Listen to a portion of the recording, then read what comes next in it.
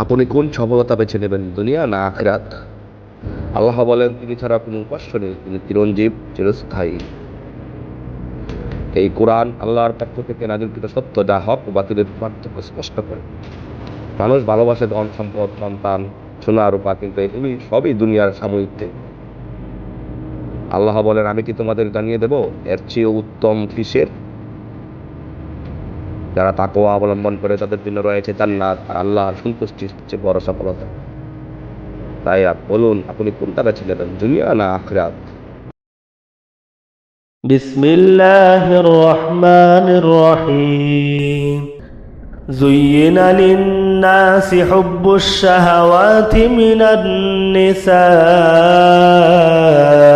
والبنين والقناطير المقنطرة من الذهب والفضة والخيل المسومة والأنعام والحرث، ذلك متاع الحياة الدنيا والله عنده حسن المآب. والله عنده حسن المآب. قل أنبئكم بخير من ذلكم للذين اتقوا عند ربهم جنات تجري من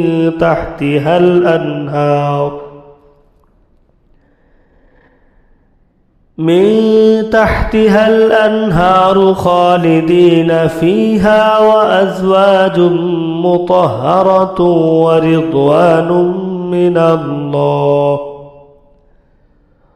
والله بصير بالعباد.